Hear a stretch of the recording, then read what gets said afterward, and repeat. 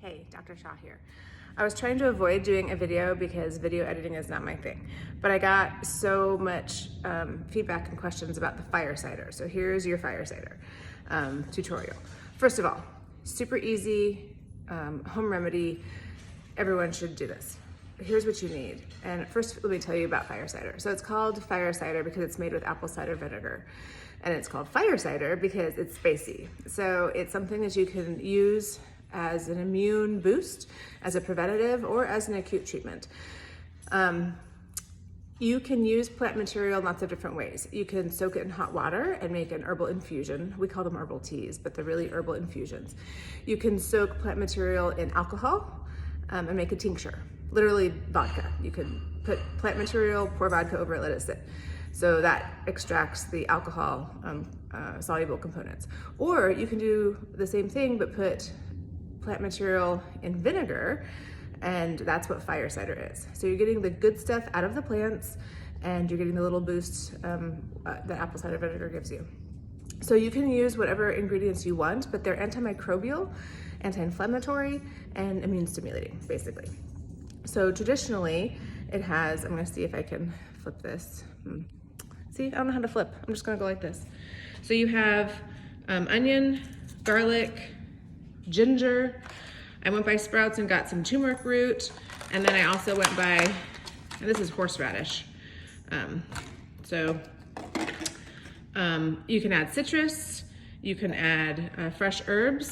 I always like to add rosemary and oregano. I was out of oregano right now, but you can add whatever you want. I am kind of a wimp and I do not like horseradish at all, and so I do not use horseradish. And I'm out of the turmeric root, we used it all. But you chop it up. Here, let me flip again. First of all, you wash everything really well. You do not have to peel it. Try to get organic because you are going to be using this as medicine. And so we just chopped up the lemon into like quarters or slices. The garlic we did not peel, we just did little medallions or coins. The garlic, you just have to crush. So you get a clove and you crush it, or you can slice it if you want. I'm sorry about the noise, my dog is eating his breakfast. And then this is what it looks like. So it's already starting to get some color. You can see we have little chopped everything in there. And then you mash it down. So if you don't mash it, then you just won't get it as strong. So you mash it really as much as you can, really get things in there. And then you just pour apple cider vinegar over it. You do have to use the Bragg's apple cider vinegar. It should be cloudy with the mother. And this is the kind that you use. And then one more little tip. I just use a regular mason jar. I order them online, and I also go to the Goodwill and get any that they might have. So I use the canning jars. But you can use whatever you want, to be honest.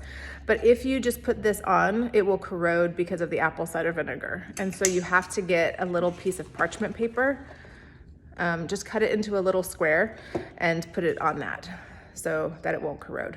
And then you let it sit for 6 weeks. Put it in a pantry, put it in a dark cupboard, let it sit. Every so often, turn it over, kind of shake it. And then at the end of 6 to 8 to 10 weeks, that really doesn't matter, but by that time, you'll have gotten most of the constituents out of the plant material. Then you strain it, and then you put the fluid back in, and that's your fire cider. And you can take a teaspoon or a tablespoon every day. I, like I said, don't like spicy and don't like the horseradish. So I tend to add a little bit of raw honey after I strain. So I'll add some raw honey, and that way it's just ready to take. And you can keep it on the counter or you can keep it in the fridge, it doesn't matter.